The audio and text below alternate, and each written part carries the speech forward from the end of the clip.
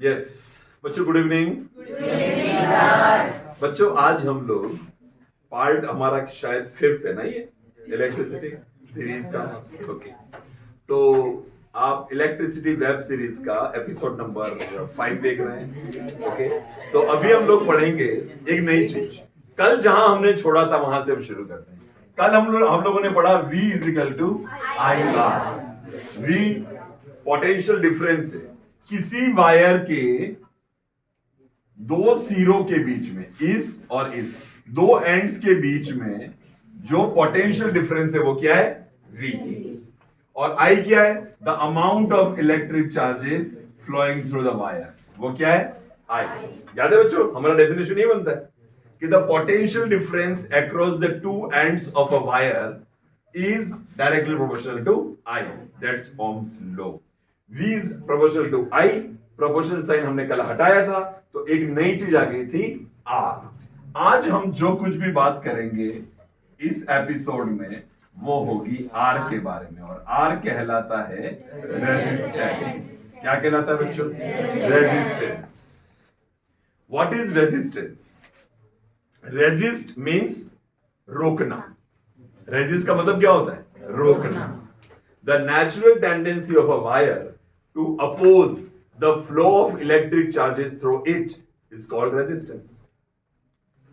हर wire में एक आदत होती है कि जब इसके अंदर से इलेक्ट्रिक चार्जेस फ्लो हो रहे हैं, इलेक्ट्रॉन्स फ्लो हो रहे हैं, तो वो इलेक्ट्रॉन्स को फ्लो होने से रोकता है।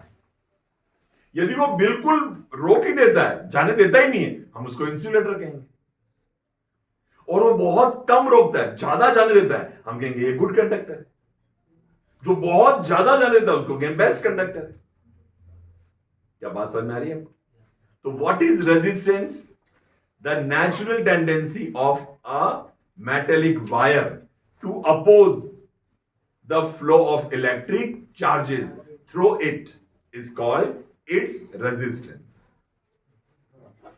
इसको बिल्कुल वंस मोर, मैं जब भी कुछ बोलता हूं लोग बोलते हैं वंस मोर। तो सुनिए, मेरी आवाज खराब है या मैं साफ नहीं बोलता हूं? ऐसा तो नहीं। The natural tendency of a metallic wire, resistance क्या है? टेंडेंसी है, आदत है। किसकी आदत है? वायर की। तो the natural tendency of any wire, ये आपको वायर दिख रहा है पंखे का, तो इस वायर में जब इलेक्ट्रिसिटी जाती है, इलेक्ट्रॉन फ्लो करते हैं, तो वायर कुछ कुछ उनको रोपोज करता है, रोकता है। अभी आप लोग सब बैठे हुए हैं, मैं यहां से दौड़ के उधर जाना चाहूं तो आप सब मुझे रोकोगे, और रेजिस्टेंस होगा, रेजिस्टेंस ज्यादा होगा ना। तो भीड़ को चीर के आप जाते हो, आप देखते हो बहुत रेजिस्टेंस, और रात को 12 बजे जाते हो, कोई रोक ही नहीं रहा, तो हम कहेंगे बिल्कुल गुड कंडक्टर। तो व्हाट इज रेजिस्टेंस समझाने के लिए बता रहा था सिर्फ मैं आपको, कि जब किसी वायर में इलेक्ट्रिक चार्जेस फ्लो करते हैं तो वायर की एक आदत होती है कि वो उनको रोकता है। इस टेंडेंसी को हम रेजिस्टेंस कहते हैं। पहली चीज, कंसेप्ट में, कंसेप्ट समझ में आया? रेजिस्टेंस कहते किसको है? एक आदत है रेजिस्टेंस, एक टेंडेंसी है। किसकी टेंडेंसी है? वायर की। क्या आदत है जिसको टेंडेंसी कहते हैं? क्या टेंडेंसी है जिसको रेजिस्टेंस कहते हैं? तो उसकी वो टेंडेंसी कि जब इसमें इलेक्ट्रिक चार्जेस फ्लो करते हैं तो वो क्या करता है? अपोज करता है, रोकता है। अब मैं आपके सामने 3-4 वायर लगाऊं। पहला वायर चांदी का, दूसरा वायर कॉपर का, तीसरा वायर एल्यूमिनियम का, चौथा वायर रबर का। रबर का सिंपल थ्रेड है, समझ लो। अब इन सब में इलेक्ट्रिसिटी फ्लो करेंगे। चांदी में सारे इलेक्ट्रॉन जाने देता है, चांदी इसको बहुत कम रोकता है, तो बहुत फास्टली पहुंचे। अब हमने डाला कॉपर में, कॉपर थोड़ा सा कम पहुंचे, तो चांदी से हम कहेंगे इसकी कंडक्टिविटी कम है। तो क्या ज्यादा है? रेजिस्टेंस ज्यादा है, ज्यादा रोक रहा है। एल्यूमिनियम थोड़ा और ज्यादा रेजिस्टेंस है, और रबर ऑलमोस्ट इंसुलेटर, बिल्कुल भी इलेक्ट्रॉन को जाने ही नहीं देता है। इधर इलेक्ट्रिसिटी डालो, इधर कुछ टच करो, कुछ होगा ही नहीं। आप इसके अंदर एक लकड़ी डालो और टच करो लकड़ी से, आपको करंट ही नहीं आ रहा। इसका मतलब लकड़ी क्या है, लकड़ी का रेजिस्टेंस इनफाइनेटली हाई है, वो इलेक्ट्रिसिटी को जाने नहीं देता है। क्या बात समझ में? तो पहली बात, क्या कंसेप्ट सब बच्चों के दिमाग में बैठा? एक नई बात आज हमने पढ़ी, इलेक्ट्रिकल रेजिस्टेंस। रेजिस्टेंस का मतलब क्या होता है? इलेक्ट्रिक चार्जेस को अपने अंदर से फ्लो होने से रोकना। इस रोकने की जो आदत है उसको हम क्या कहते हैं? Resistance. The natural tendency of an electric wire to oppose the flow of electric charges through it is called resistance. Concept clear हुआ? अब सेकंड बात पे आते हैं, यार इसकी डेफिनेशन हमको पकड़नी है। क्या डेफिनेशन समझ आएगी? तो मैंने पहले कंसेप्ट पे मेहनत की तो डेफिनेशन इजी हो जाती। अब डेफिनेशन क्या है? The natural tendency of a electric wire, the natural tendency of a wire to oppose the flow of electric charges through it. इसमें से इलेक्ट्रिक चार्जेस को फ्लो होने से रोकने की जो आदत है उसको हम क्या कहते हैं? रेजिस्टेंस। क्या कहते हैं बच्चों? रेजिस्टेंस। क्या आपको समझ में है? सिंपल है ये। The natural tendency of a wire to oppose the flow of electric charges through it is called resistance. Point number 3, या 2 मिनट रुकना है? डेफिनेशन नोट कर रहे हो क्या? है ना? कर ली बच्चों? बुक में भी, अपने बुक में है, नोट्स में भी है, ठीक है? लिख लीजिएगा। पर बच्चों, लड़कियां प्रॉपर होती नहीं, लिखनी है। बच्चों ने लिख भी दी, लड़कियों ने इतनी देर में, और बॉयज टालते हैं। इसको बोलते हैं प्रोक्रेस्टिनेशन। कर लेंगे, हाँ घर जाके लिखा, अरे लिखी हुई है सर, हाँ देख लेंगे हम। घर जाके कोई देखता ही नहीं, है ना? तो जो करो तुरंत करो, क्विक। अभी कर लेते हैं, 2 मिनट लगते हैं। यस,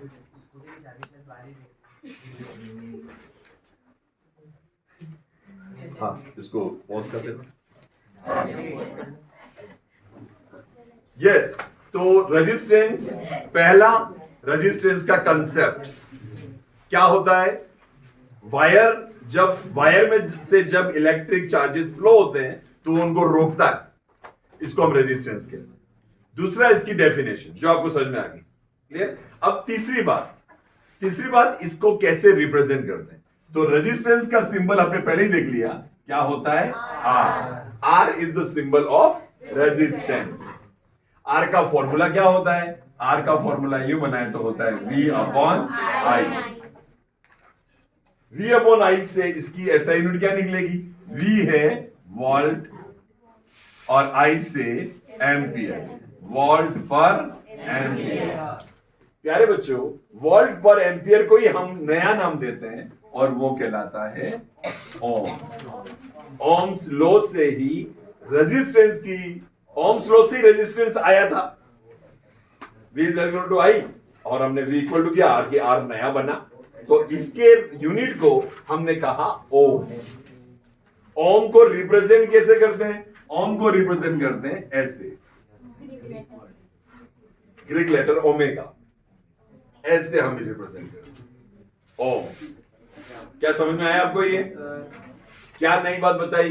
रेजिस्टेंस का सिंबल होता है आर, फॉर्मूला ओम्स लॉ से बनेगा तो V अपॉन आई, और V होता है वोल्ट अपॉन एम्पियर। 1 वोल्ट पर ampere is called ohm, and ohm is represented by this letter, Greek letter omega. Okay, clear? तो ये है रेजिस्टेंस। रेजिस्टेंस का कंसेप्ट आप लोगों को समझ में आया बच्चों? अब हम लोग इसी को आगे बढ़ाते हैं। किसी वायर का रेजिस्टेंस किन किन बातों पर डिपेंड करता है? अब हम पढ़ेंगे the factors on which resistance depend. On what factors resistance depend? Factors on which resistance depend. क्या पढ़ने वाले हम? The factors on which resistance depends. बच्चों अब अपन ये समझते हैं कि वही एनालॉजी यूज करते हैं कि इलेक्ट्रॉन का फ्लो पानी के फ्लो के बराबर है। पानी ज्यादा फ्लो होगा जब हाइट का डिफरेंस ज्यादा होगा, इलेक्ट्रॉन का फ्लो ज्यादा तब होगा जब पोटेंशियल डिफरेंस ज्यादा होगा। है ना। अब सिमिलरली हम देखते हैं बच्चों, एक पाइप है ये लंबा, इतना लंबा से हम मान लेते हैं 100 मीटर लंबा पाइप है, और एक पाइप है 1 मीटर लंबा, सेम पाइप है, बाकी सारी चीजें सेम है, बस लेंथ इसकी ज्यादा है, इसकी लेंथ कम है। बताओ कौन ज्यादा रेजिस्टेंस क्रिएट करेगा? पानी को यहां से यहां आने में, यहां से यहां आने में किसमें ज्यादा टाइम लगेगा? जितनी लेंथ ज्यादा होगी रेजिस्टेंस उतना ज्यादा होगा। ज्यादा होगा कि कम होगा? टाइम ज्यादा लगेगा, रेजिस्टेंस जो रोकने की आदत है वो क्या होगी? ज्यादा। तो पहली बात हमको पता चली कि resistance is directly proportional to length. Resistance is directly proportional to length of the wire. Resistance of a wire is directly proportional to its length. Length जितनी ज्यादा होगी, एक वायर इतना है तो उसका रेजिस्टेंस कम होगा। अब इससे हमने डबल कर दिया, इसकी लेंथ को डबल कर दिया, इसका रेजिस्टेंस भी डबल हो जाएगा। इसकी लेंथ हमने 10 टाइम्स कर ली, रेजिस्टेंस भी 10 टाइम्स हो जाएगा। एक वायर है एक पर्टिकुलर लेंथ का, इसके 10 टुकड़े कर दिए तो हर टुकड़े का रेजिस्टेंस कितना होगा? पहले जितना था उसका 10वां पार्ट, R/10। क्या बात समझ में आई आपको? वापस समझाता हूं। एक वायर है इतना लंबा, मुझे नहीं पता लेंथ कितनी, लेकिन उसका रेजिस्टेंस है मान लीजिए 60 ओम। कितना रेजिस्टेंस है? 60 ओम्स। अभी 60 ओम के वायर के मैंने 2 टुकड़े कर दिए, तो इस टुकड़े का रेजिस्टेंस क्या होगा? 30 ओम। इसका क्या होगा? 30। अब इन दोनों के और 2 टुकड़े कर दिए, 15 चारों। इन दोनों के भी और 2 टुकड़े कर दिए, तो 7.5 7.5 7.5 7.5। मतलब बात समझ आ गई आप कि रेजिस्टेंस वाले वायर के जब आप इक्वल टुकड़े कर देते हो तो रेजिस्टेंस भी इक्वली डिवाइड हो जाता है। Is it clear? Resistance of a wire is directly proportional to its length. आइए इसको एक तरीके से और समझते हैं, और वो है रोड के तरीके से। हम रोड से बहुत परेशान हैं आजकल। तो हम देखते हैं कि ये रोड है 100 मीटर लंबा, 100 मीटर नहीं है, किलोमीटर कर देते। ये है थोड़ा छोटा, तो कौन सा रोड ज्यादा रेजिस्टेंस आपके टायर को देगा? मोटरसाइकिल के टायर को। जितनी ज्यादा लंबाई होगी वो, जितना कम लंबाई होगी वो। ज्यादा लंबा मतलब रेजिस्टेंस ज्यादा, कम लंबा मतलब रेजिस्टेंस कम। तो मेरे ख्याल से लेंथ समझ में आ गया। What is the पहला factor? Which is the first factor on which resistance depend? That is the length of the wire. What is the relationship between the length of the wire and resistance? The length of the wire, the resistance of the wire is directly proportional to its length. Resistance किसी wire की length के directly proportionate होता है। Length को बढ़ाओगे resistance भी बढ़ेगा, length को घटाओगे resistance भी घटेगा। Is it clear? Point number 2। Point number 2 बच्चों हम थोड़ा सा चेंज करते हैं। अब मैं पाइप दोनों इक्वल लेंथ के लेता हूं। कितने लेता हूं? ये मान लो 10 मीटर लंबा वायर है, और ये भी 10 मीटर लंबा वायर है। वायर यहां पर हम पानी की कंपैरिजन कर रहे हैं, तो 10 मीटर के पाइप है। ये 10 मीटर का लंबा पाइप है, ये 10 मीटर लंबा पाइप है। दोनों में से पानी फ्लो हो रहा है। बताओ कौन ज्यादा रेजिस्टेंस क्रिएट करेगा? अच्छा यहां डिफरेंस क्या है इस बार? डिफरेंस है थिकनेस। इसकी थिकनेस क्या है? कम, पतला है, और इसकी थिकनेस कैसी है? ज्यादा। कैसे? ये थिकनेस को कैसे रिप्रेजेंट करते हैं? Area of cross section. ये क्रॉस सेक्शन का एरिया। इसका एरिया ऑफ क्रॉस सेक्शन क्या है? क्रॉस सेक्शन समझते हो? कोई वायर है उसको यूं काट दो तो यहां जो दिख रहा है उसको क्या कहते हैं? Cross section. ये क्रॉस सेक्शन। तो इस वायर का क्रॉस सेक्शन का एरिया कम है, इस वायर का क्रॉस सेक्शन का एरिया ज्यादा है। अब थोड़ा सोच के बताओ कि आपके घर में यदि पाइपलाइन लगी हुई है, एक पाइप पतला है, आधा इंच का या पतला इतना सा है, और एक पाइप उससे 5 गुना ज्यादा चौड़ा है। बताओ पानी किसमें आसानी से फ्लो होगा? तो किसका रेजिस्टेंस ज्यादा है? मोटे वाले का रेजिस्टेंस ज्यादा है या पतले वाले का रेजिस्टेंस ज्यादा है? अब सोचो पानी किसमें आसानी से जाएगा? मोटे वाले में। तो रेजिस्टेंस किसका ज्यादा है? रेजिस्टेंस का मतलब क्या होता है? रोकने की आदत। आसानी से किस में जाएगा? आपको ये तो बहुत अच्छा समझ आ गया कि पानी आसानी से मोटे वाले में जाएगा, पतले वाले में धीरे धीरे जाएगा। और मैं पूछता हूं रेजिस्टेंस किसका ज्यादा है? तो जिसमें धीरे जाएगा। धीरे क्यों जा रहा है? क्योंकि रोक रहा है। यदि एक इतना पाइप है और मुझे कहा जाए इसमें से गुजरो, तो मैं उसमें से जाऊं, मुझे बहुत रेजिस्टेंस मिलेगा। इतना हंसके तो इमेजिन कर रहे, वास्तव में जा रहा हमारी इमेजिनेशन खतरनाक। और एक बड़ा इतना बड़ा पाइप है, उसमें से मैं जा रहा हाँ, तो बताओ किसमें रेजिस्टेंस ज्यादा होगा? तो अब हमारे पास एक नई चीज है, अ thin wire offer greater resistance than a thick wire। अब यूं समझ लो कि ये एक लेन वाला रोड है, ये 2 लेन वाला रोड है। क्योंकि धीरेन को ये इससे समझ लो, इसको रोड समझ। रोड बताओ सर कौन सा? 2 लेन, 3 लेन, 6 लेन? हाँ आ गया। इसमें पाइप वाले में समझ आया वो तो पाइप पे घुसूंगा ये। तो सुनिए, यदि रोड ऐसा है तो ट्रैफिक जाम लगेगा, क्योंकि इस पतले का क्या हुआ? रेजिस्टेंस ज्यादा है। कई मोटरसाइकिल खड़ी है, कई ये खड़ी है, जाम लग गया। क्यों? समझ में आसानी से आ रहा है, क्योंकि हमारी प्रैक्टिकल प्रॉब्लम रोज देख रहे हैं हम ऋषभ देव के अंदर। सुन रहे हो भैया सभी? हाँ। और दूसरा ये बड़ा चौड़ा सा रोड, आराम से गाड़ियां जाएंगी। तो इसका रेजिस्टेंस क्या है? कम। अब ये बात आप कल पूछे थे ना, एनालॉजी क्या होती है? जब दो प्रोसेस को हम आपस में कंपेयर करके बताते हैं कि दोनों में सिमिलरिटी है, तो हम इसको बोलते हैं एनालॉजी। तो ये हमने बताया एनालॉजी। वाटर के फ्लो से भी समझा हमने ट्रैफिक से भी समझा, और मेरे खुद के जाने से भी समझा। अब यहां पर हम लिखेंगे second point, what is that? Thickness. बच्चों, पर थिकनेस को एकदम बताना थोड़ा मुश्किल है। किससे बताएं? थिकनेस का मतलब क्या? तो मैंने जिसे बताया था एरिया ऑफ क्रॉस सेक्शन। तो थिकनेस का मतलब होता है एरिया ऑफ क्रॉस सेक्शन। अच्छा बताओ, एरिया ऑफ क्रॉस सेक्शन बढ़ाओगे तो रेजिस्टेंस कम होगा। एरिया ऑफ क्रॉस सेक्शन कम करोगे तो रेजिस्टेंस, मतलब R is direct equal to 1/A। अब बच्चों सुनिए, मैं थोड़ा इस पे और समझाऊंगा, ख्वाहिश थोड़ा और हम ध्यान देंगे इस पे, है ना? चलिए सुनिए बच्चों, आपने अपने घर में बहुत तरह के थिकनेस के वायर देखे होंगे, पर आपने कभी सोचा नहीं होगा, क्योंकि बच्चों इतना आपके पास काम है, कौन इतना सोच पाए।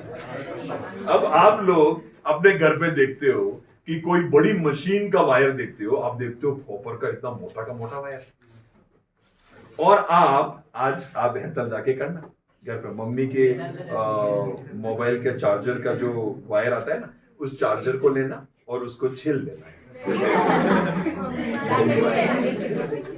हाँ, उसको यूं काटना, और उस चार्जर के वायर को आप निकाल के देखोगे तो आप देखोगे बिल्कुल थीन वायर। जहां आपको करंट कम पहुंचाना है, वहां पतले से पतला वायर लिया जाता है। आपने और कई टॉय कार देखी होगी, आपके पास कोई खिलौना होगा, आप देखेंगे उसमें जो वायर यूज होते हैं ना, उसमें और पतले से पतले वायर यूज होते हैं। और जी बेटा, हाँ, तो आप अपने मम्मी के ईयरफोन भी काट के देख सकते हैं, पापा के काट के देख सकते हैं, ठीक है? तो आप देखना बेटा, ठीक है? पापा के ईयरफोन को काट के देख सकते हैं। सुनिए, ठीक है बेटा, और मेरा नाम मत लेना। हाँ सुनिए, पढ़ाई के लिए सब करना पड़ता है, करना पड़ता।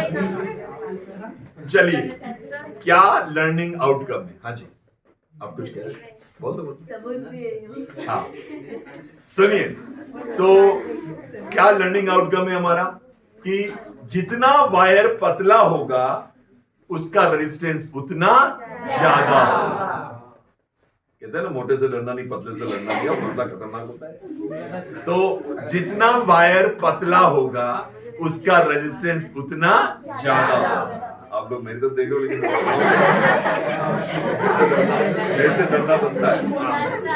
तो जितना वायर पतला होगा रेजिस्टेंस उतना उसका ज्यादा होगा, और जितना वायर मोटा होगा, मतलब आपके घर पे कोई बड़ी मशीन है, कोई बड़ी चीज देखोगे तो वहां कॉपर का मोटा वायर यूज होगा। आप देखोगे एक ही मोटा का मोटा वायर यूज होता है। Is it clear?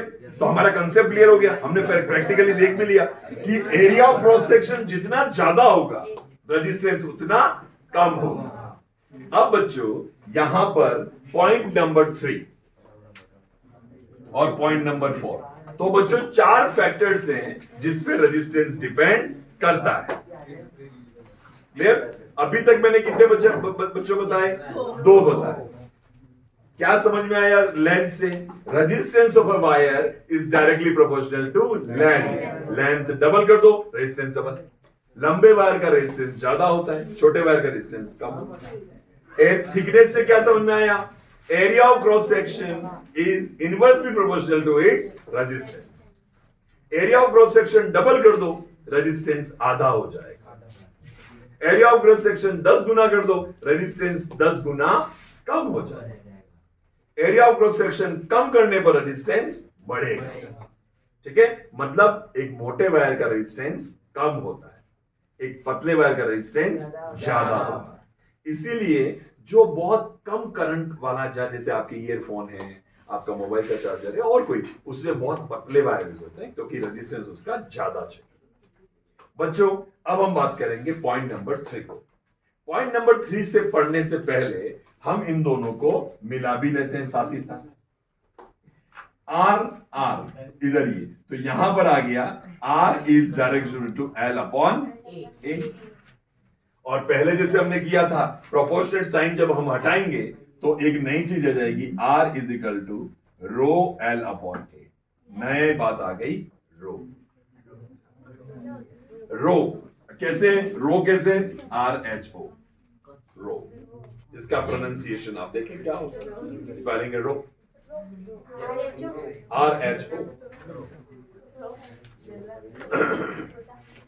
यस, क्या है ये रो?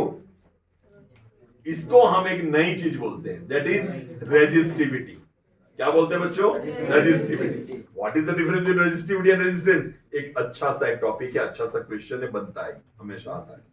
ठीक है, तो हम इसको थोड़ा सा पढ़ेंगे। पहले हम ये फैक्टर की लिस्ट पूरी कर देते हैं। ये जो रेजिस्टिविटी है ना, ये रेजिस्टिविटी, इस रो की जो वैल्यू है वो लेंथ और एरिया ऑफ क्रॉस सेक्शन पर डिपेंड नहीं करती। रेजिस्टिविटी लेंथ और एरिया ऑफ क्रॉस सेक्शन पे डिपेंड नहीं करती है। लेंथ पे डिपेंड करती है ना एरिया पर, तो किस पे डिपेंड करती है? Nature of material. क्या उमंग? Nature of material. अब यहां पर मैं चाहूंगा आप सबका बिल्कुल माइन्यूटली ध्यान हो। ये दोनों पॉइंट अच्छे हल्के फुल्के थे तो आपने मजाक में पढ़ लिए, लेकिन ये पॉइंट एकदम समझ में नहीं आया। ध्यान से देखिए, मैंने जब यह दोनों वायर कहे तो ये दोनों वायर नेचुरली एक ही मटेरियल के होंगे। मैंने कहा दोनों वायर एक जैसे हैं, बस ये भी 10 मीटर, ये 10 मीटर है एरिया ऑफ क्रॉस सेक्शन। लेकिन मैं कहूं कि बच्चों ये तो है एल्यूमिनियम का वायर, ये है चांदी सिल्वर का वायर, तो अलग हो गया। तो रेजिस्टेंस तीसरी किस बात पे डिपेंड करता है? Nature of material. सर आप जो वायर की बात कर रहे हो वो वायर किस मटेरियल का बना है? क्या ये एक कॉपर का है, एक सिल्वर का है, तो दोनों की रेजिस्टिविटी अलग अलग होगी, दोनों का रेजिस्टेंस अलग होगा। भले कॉपर है, सिल्वर है, सिल्वर आपने बहुत छोटा लिया और बहुत पतला भी लिया, लेकिन फिर भी इसका रेजिस्टेंस एल्यूमिनियम से कम हो सकता है क्योंकि सिल्वर की रेजिस्टिविटी कम है। क्या बात समझ रहे हो आप? मेरी बात समझ रहे हो? हर मटेरियल का नेचर अलग अलग होता है। कोई मटेरियल गुड कंडक्टर है, इलेक्ट्रॉन्स को जाने देने की आदत है उसकी, तो उसकी तीसरी जो बात है वो है nature of material.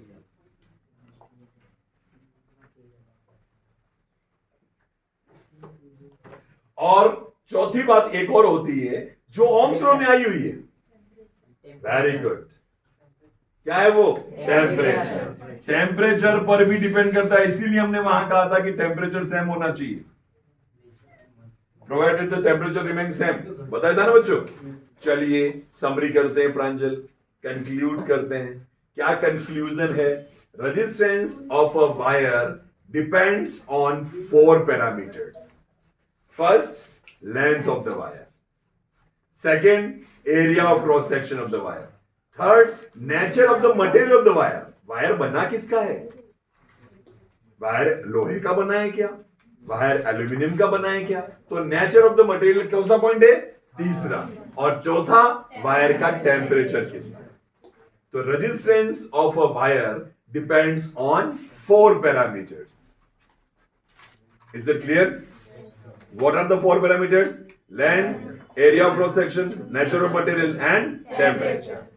That's it. ये पॉइंट पूरा हुआ कि रेजिस्टेंस कौन कौन से फैक्टर्स पे डिपेंड करता है. ये पॉइंट पूरा हो गया.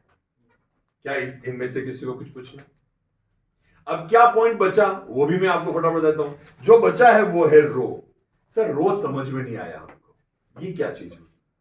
क्या सबको समझ में आया? क्या नहीं है? अब मैं ये समझाऊंगा. एक है रेजिस्टेंस और एक हमने एक नई बात पढ़ी, रेजिस्टिविटी.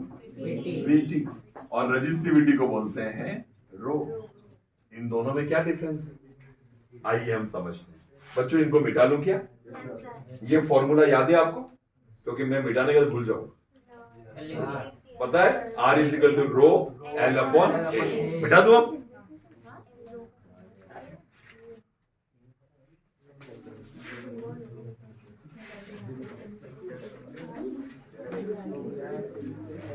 बच्चों रेजिस्टेंस का सिंबल है R, रेजिस्टिविटी का सिंबल है रो. पहला डिफरेंस क्लियर. अब रो जो है ना उसका R का फॉर्मूला क्या है बच्चों? R is equal to rho L upon A. तो रो इज इक्वल टू क्या हो जाएगा? R A upon L. Resistivity की डेफिनेशन में आपको यदि बोल के सुनाऊं आप समझ जाओगे. और कैसे सुनाऊंगा बच्चों बताऊं? किसी भी मेटल का ले लो आप. कॉपर ले लो, एल्यूमिनियम ले लो, सिल्वर ले लो, कुछ भी ले लो. उसका कितना लंबा वायर लोगे? L 1 metre. L क्या होगा? 1 metre. Area of cross section कितना लोगे? 1 metre square. Area of cross section 1 metre square. यदि L 1 हो, area of cross section 1 metre square हो, तो रो की वैल्यू क्या होगी? Rho is equal to R. यहां से डेफिनेशन बनती है. यहां से डेफिनेशन बनती है. मैं सुनाऊंगा definition. Resistivity of a wire can be defined as the resistance of the wire whose length is 1 meter and area of cross section is 1 meter square. चलिए थोड़ा सा बुक में देखिए रेजिस्टिविटी की क्या डेफिनेशन दे रखी है. क्योंकि आप याद करते हो इससे पहले हम बुक की भी लैंग्वेज देख लें ताकि हम मेहनत उसी पे करें जो हमको अच्छे से याद रहे. इसके आगे नहीं, पहले ही जो फैक्टर्स अपन ने पढ़े ना इन्हीं में होनी चाहिए. यहां पे इसमें भी होनी चाहिए. हाँ बेटा मिली. हाँ सुनो किरण बोल रही है. किरण पढ़ना बेटा. Where rho is a constant of proportionality and is called the electrical resistivity of the material of the conductor. The SI unit of the resistivity is ohmmeter. ओम बोलेंगे. सुनिए बच्चों, तो मतलब वहां पर डिटेल नहीं दे रखी है. ओके तो मैं बता देता हूं आपको. सबसे पहले तो देखेंगे. ओके अब बुक देख ली. अब सब वापस देखेंगे. Come look at the board. What is resistance? The natural tendency of a wire to oppose the flow of electric charges through it is called resistance. ये हो गया R. What is resistivity? Resistivity depends only on one thing, that is nature of material and temperature. दो बातों पे depend नहीं करती है, length और area of cross section. Resistivity depends on two things. First nature of material and second temperature. तो पहली बात आ गई. ये कितने फैक्टर्स पे डिपेंड करता है? 4 फैक्टर्स. और ये 2 फैक्टर्स. याद रहेगा इतना सा. मैं डिफरेंस लिख रहा हूं. ये 4 फैक्टर्स कौन कौन से हैं? Length, area of cross section, nature of material और टेम्परेचर. चारों पर डिपेंड करता है. ये सिर्फ नेचर ऑफ मटेरियल और टेम्परेचर, दो पर डिपेंड करता है। रेजिस्टेंस की डेफिनेशन अभी मैंने बताई, रेजिस्टिविटी की डेफिनेशन समझो आप थोड़ा सा। Resistivity is the resistance of a wire. Resistivity ऐसे वायर की रेजिस्टेंस को कहते हैं। रेजिस्टिविटी किसके बराबर होती है? रेजिस्टेंस के बराबर। पर कंडीशन क्या है? वायर ऐसा होना चाहिए जिसकी लेंथ 1 मीटर हो, area of cross section 1 metre square. Wire किसी का भी लो, कॉपर का लो, कॉपर का एक ऐसा वायर जिसकी लेंथ 1 मीटर हो, जिसका area of cross section 1 metre square हो, तो उसकी रेजिस्टेंस को ही रेजिस्टिविटी कहते हैं। सिल्वर का लिया तो सिल्वर का वायर ऐसा लो जिसकी लेंथ 1 मीटर हो, area of cross section 1 metre square हो, उसका जो रेजिस्टेंस होगा वो सिल्वर की रेजिस्टिविटी कहलाएगी। आयरन की रेजिस्टिविटी बताइए। आयरन का ऐसा वायर जिसकी लेंथ 1 मीटर हो, area of cross section 1 metre square हो, तो उसके रेजिस्टेंस को उसकी रेजिस्टिविटी कहते हैं। तो रेजिस्टिविटी कहते किसको है? Resistivity of a material can be defined as the resistance of the wire whose length is 1 metre and area of cross section is 1 metre square. Book में नहीं है डेफिनेशन, हमने समझने की कोशिश की। ठीक है, एनी प्रॉब्लम? मैंने तो लिखा हुआ भी है, मतलब नोट्स में दिया हुआ है। अभी लिखना चाहते हो क्या? चलिए लिखिए, इसको पॉज कर देते हैं। यहां से होता है resistance symbol R, resistivity symbol rho. Resistance is the natural tendency of a wire to oppose the flow of electric charges through it. Resistivity is the resistance of a wire whose length is 1 meter and area of cross section is 1 meter square. ये definition. तीसरी बात, resistance का SI unit क्या होती है? Resistance की SI unit होती है ओम। अभी पढ़ा था हमने, पढ़ाया था ना। अब resistivity की SI यूनिट क्या होती है? चलो यहां रख के देखते हैं। R A upon L. R की यूनिट क्या होती है? जब भी सुनो, जब भी आपको यूनिट नहीं आती ना, फॉर्मूले से आप यूनिट निकाल सकते हो। क्या? उस फॉर्मूले के जितने भी पार्ट्स हैं सब में सबको ऐसा यूनिट लिख लो, इन सब की आती है तो आप इसकी निकाल सकते हो।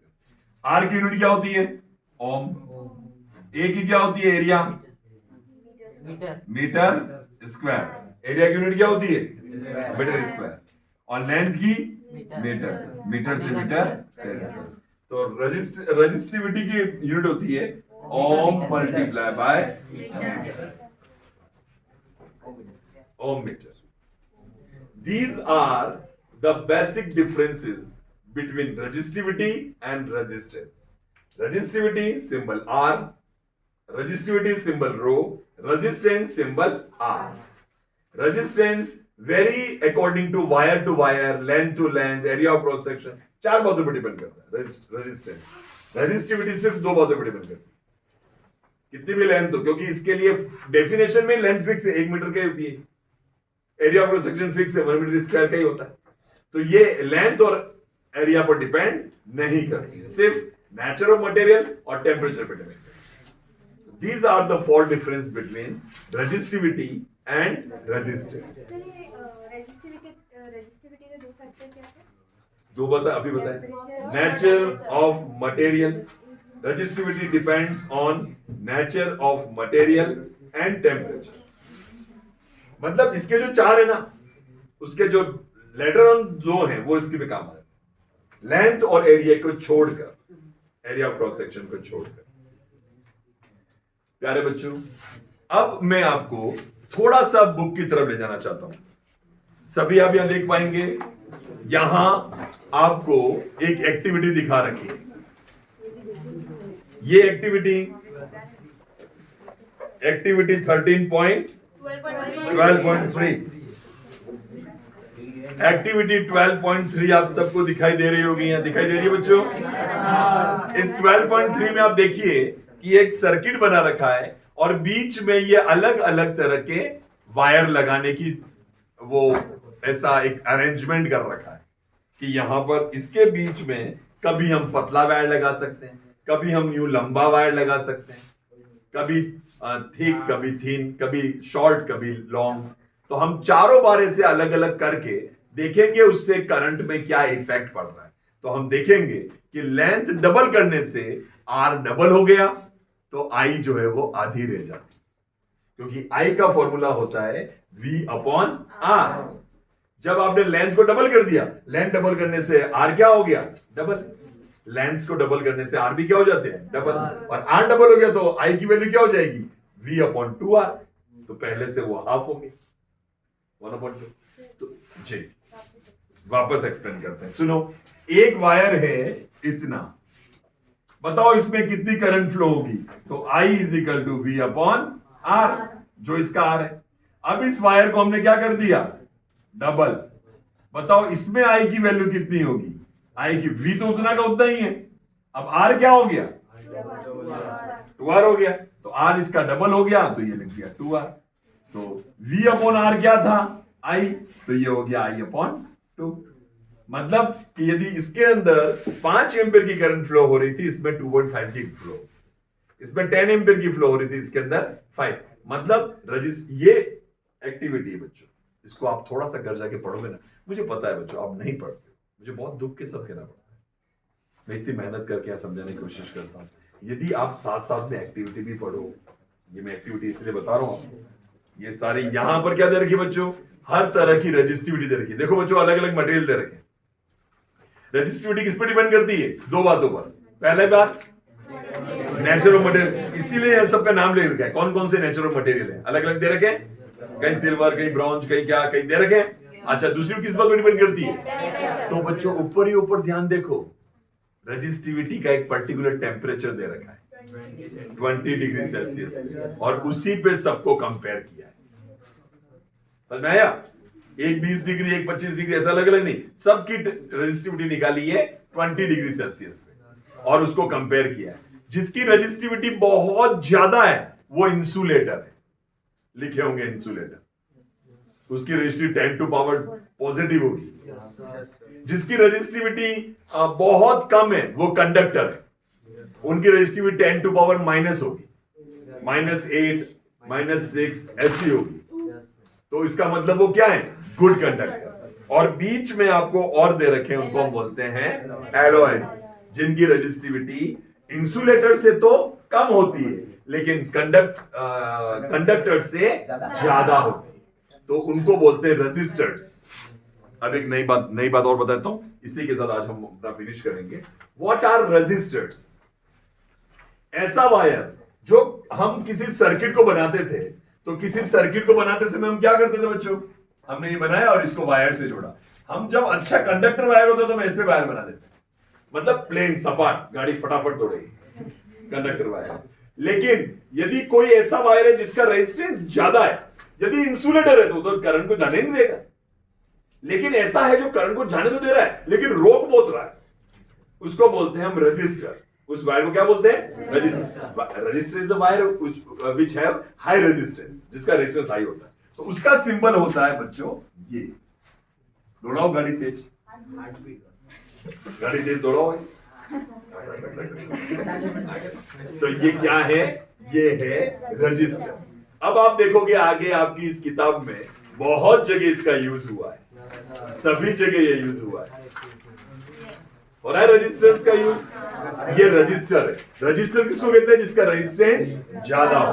एक बात और बता दो बच्चों, लास्ट, आप लोगों को जल्दी होगी भले, एक बात और सुन लीजिए और बहुत ध्यान से सुनिएगा प्यारे बच्चों। हमारे पास एक सर्किट है, अब उस सर्किट में हम क्या करना चाहते हैं अंजलि, हम रेजिस्टेंस को हमारी इच्छा से कम या ज्यादा करना चाहते हैं। ऐसा कोई आपने सिस्टम देखा आपके घर में कहीं? जैसे आपके घर पे एलपीजी होता है, आप चाहते हो कि कम चलाएं, तेज चलाएं। हाँ सर, वो उसमें कुछ पॉइंट आते हैं, वो डालने पड़ते हैं, तो रेजिस्टर हाई हो जाता है और हटाते तो बढ़ जाता है। कहाँ? 2 to 5 कहाँ? रजिस्टर में सर एक बॉक्स आता है। हाँ, वेरी गुड। ये वेरिएबल रेजिस्टेंस का एक बॉक्स होता है, ये तो आपकी लेबोरेटरी में होता है। कहाँ देखा आपने? देखा था। कहाँ? वो याद नहीं रहा पर मैंने देखा था सर। बताने का नहीं, कॉन्फिडेंशियल। सुनिए, अच्छा देखा इसने। अब सुनिए मेरी बात, आपके घर में भी है क्या? ऐसा बॉक्स वाला नहीं है, आपके घर में है पंखे का रेगुलेटर। आपको पंखे में कम करंट भेजना है, आप 1 पे कर दो। तो अंदर का अरेंजमेंट ऐसा हो गया कि रेजिस्टेंस बहुत ज्यादा हो गया, तो करंट कम जाए, पंखा धीरे धीरे थोड़ा तेज करो। तो अब हम रेजिस्टेंस को करते हैं 2 पे। 2 पे करने पे रेजिस्टेंस क्या हो गया, थोड़ा सा कम। अब पंखा फास्ट घूम रहा है, और फास्ट करना है, और 5 पे किया तो रेजिस्टेंस सबसे कम हो गया, पंखा तेज घूम रहा है। तो मेरे ख्याल से आपको समझ में आने लग गया। तो बच्चों, यदि हम लोग किसी सर्किट में, हमारे लेबोरेटरी में ऐसा करना चाहते हैं कि हम अलग अलग रेजिस्टेंस देना चाहते हैं, कभी हम ज्यादा देना चाहते हैं, कभी हम कम देना चाहते हैं, ऐसे रेजिस्टेंस को कहते हैं वेरिएबल रेजिस्टेंस।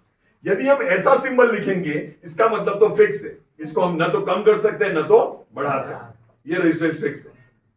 अब मैं आपको दूसरा बता रहा हूं,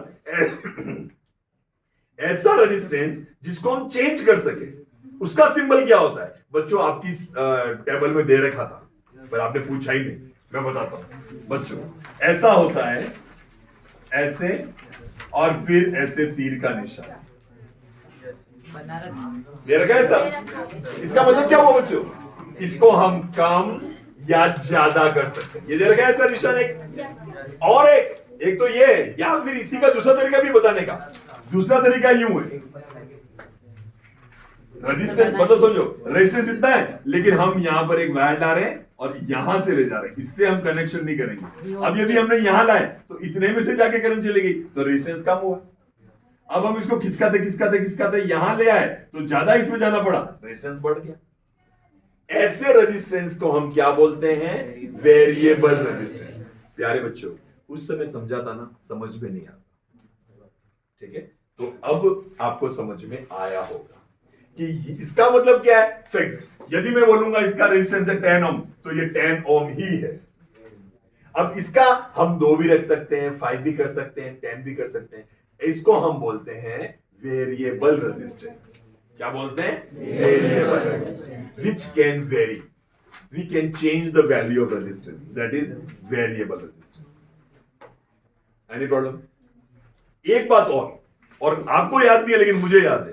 क्या मैंने कहा था कि बच्चों, अमीटर, गैल्वेनोमीटर और वोल्टमीटर के रेजिस्टेंस के बारे में मैं लास्ट में बताऊंगा, जब मैं रेजिस्टेंस पढ़ा दूंगा। आज पढ़ा दिया है, आज बता देता हूं। बच्चों, अमीटर और गैल्वेनोमीटर को हम सीरीज में जोड़ते हैं क्योंकि उसका रेजिस्टेंस बहुत कम होता है। कम होता है मतलब वो इलेक्ट्रिसिटी को अपोज नहीं करते, तो ज्यादा जाने देते हैं। वोल्टमीटर को हम कहां लगाते हैं? पैरेलल में, तो उधर से करंट नहीं फ्लो हो जाए फिर, इसलिए वोल्टमीटर का रेजिस्टेंस इन्फिनिटली हाई होता है।